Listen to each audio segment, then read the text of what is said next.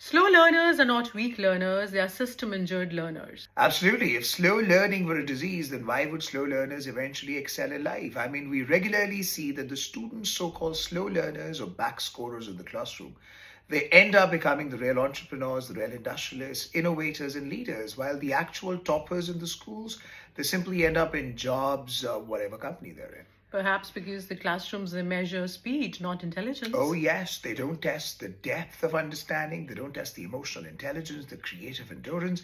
They simply test how fast the student can download the textbook in his brain and compress all that information and regurgitate it in the examination hall. It's as if the human children are like the USB drives, just add anxiety to So, that. giving learning support to these slow learners actually just creates anxiety and panic. Oh, yes, because if the slow learners do not pace up, they are whipped as if they were the donkeys. Their nervous system is exhausted. They're cognitively overloaded. And when they look all that lazy, uninterested, or yawning, they're actually mentally exhausted. They are facing all that challenges. It's as if you're comparing the diesel engine of a truck with a sports bike. The goal of teaching and of a learner is to discover his own distinctness, what makes him stand out. But the challenge is that we simply want to stretch every finger to be the middle finger when we forget that it is the difference of each finger that makes the hand functional. But isn't it true that if there is slowness in one area, there is prodigy level sharpness in another area? Absolutely, because see, academics is just one of the attributes of human achievements.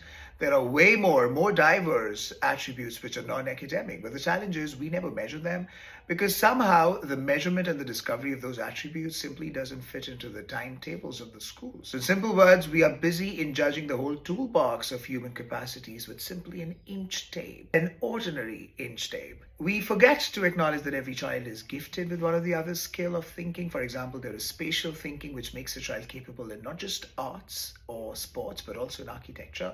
Or you have the narrative thinking, which is about your ability to have good communication skills, great work for the lawyers and all. Then we have relational thinking, good for the admin and management related work. Then there is kinesthetic thinking for the movements, performances, and dance. You have visual thinking for the design skills. Then there is mechanical thinking for vocationals. I mean, there are so many various types of thinking capacities of humans, but most of these are undiscovered and unexplored. That is because the children are kept overly occupied in the reading and writing worksheets all day, even in tuitions or even at school.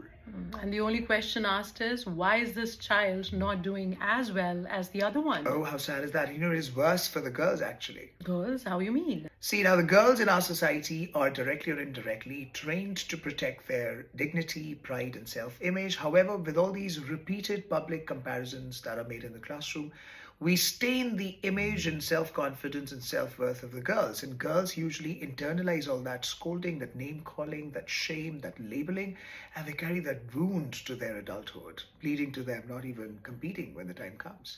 So you mean we just don't fail the slow learners, we traumatize We them? traumatize them, and that is why there's a need not only to rank the students on their ability of academics, but also to rank them in various other attributes so that every child grows up to understand what he's good at, what he's gifted with. Because eventually the child should have that dignity, self pride, that idea of what he is good at. That feeling should not be reserved only for the class toppers, right? After all, the slow learners are not running behind the race. They're just running a different marathon. For more education and parenting insights, follow us. All the best. All the best.